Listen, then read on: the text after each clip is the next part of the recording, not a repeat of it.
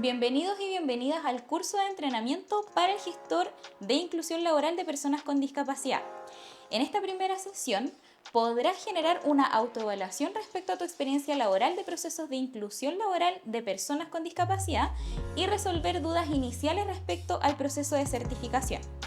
Los contenidos de esta primera sesión son: realizar diagnóstico de experiencia laboral en procesos de acompañamiento o liderazgo en inclusión de personas con discapacidad en una organización.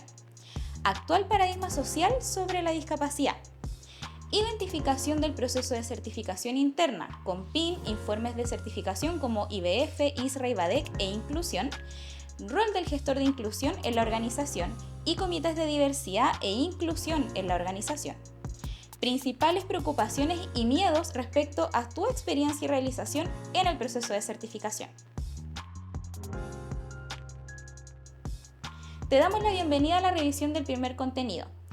En esta primera sesión, te invitamos a poder reflexionar respecto a tu experiencia acompañando procesos de inclusión de personas con discapacidad.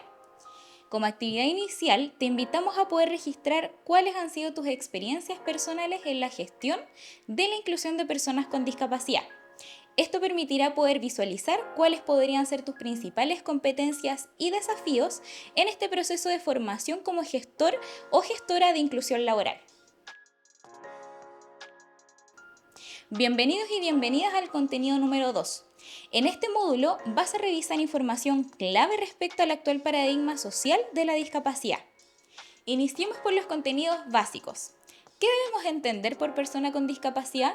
Son aquellas que, en relación a sus situaciones de salud física, psíquica, intelectual, sensorial u otras, al interactuar con diversas barreras contextuales, actitudinales y ambientales, puedan presentar restricciones en su participación plena y activa en la sociedad. Lo anterior nos brinda dos orientaciones principales.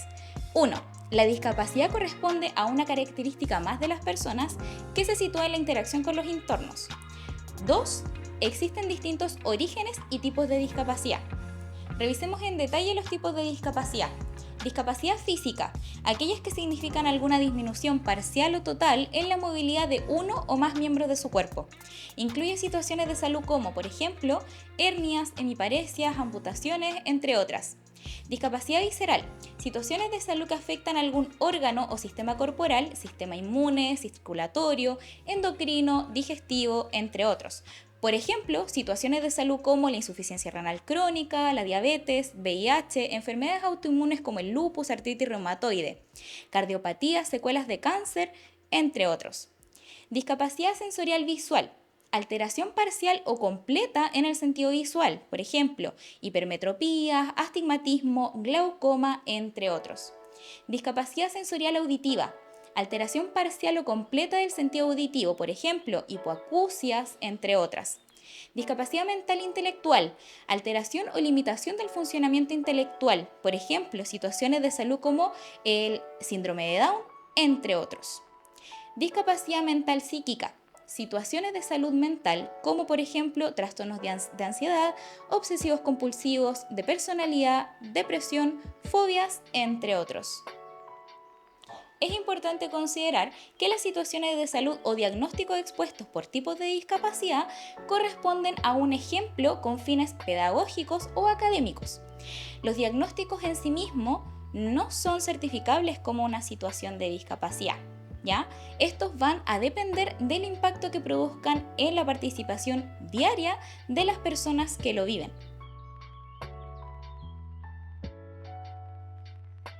A continuación, iniciaremos la revisión del tercer contenido sobre los procesos de certificación de una discapacidad. Respecto al contenido anterior y el reconocimiento de los tipos de discapacidad, revisaremos a continuación cómo voy a poder certificar una situación de discapacidad. Para poder generar la solicitud de la certificación de discapacidad, la persona con discapacidad o el representante podrá iniciar el proceso de certificación contando con el levantamiento de 3 informes obligatorios. El informe biomédico funcional, aplicado por profesionales de la salud o médico tratante, que va a declarar el diagnóstico o situación de salud de la persona en proceso junto a sus antecedentes médicos, como exámenes, etc. Informe social y de redes de apoyo, aplicado por trabajadores y trabajadoras sociales. Informe de valoración en desempeño en comunidad, IVADEC, aplicado por profesional certificado de la entidad calificadora o COMPIN. Posterior a este proceso, la persona interesada va a poder ingresar su solicitud a través del sitio web COMPIN Cero Filas o presencial en las oficinas de COMPIN correspondiente a su domicilio o residencia.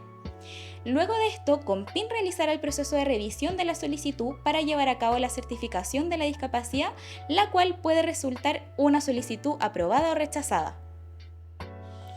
En los casos de rechazos, existe un plazo dictaminado por COMPIN para poder llevar a cabo un proceso de apelación a esta resolución.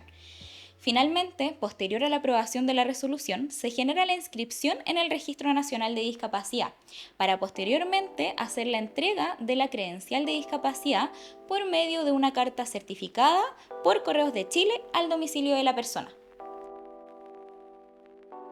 Bienvenidos y bienvenidas al último contenido del primer módulo, donde revisaremos el rol del gestor de inclusión laboral en la organización.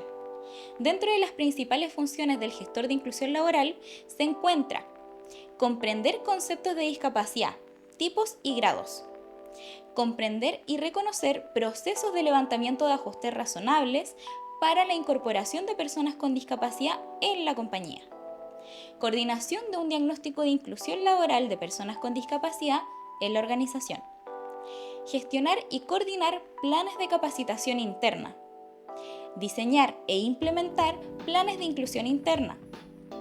Todo lo anterior desde un enfoque de derecho y acorde a la normativa vigente. Las actividades anteriores pueden ser coordinadas con equipos asesores y con la creación de comités de diversidad e inclusión en la compañía para cumplir con cada una de las gestiones a implementar.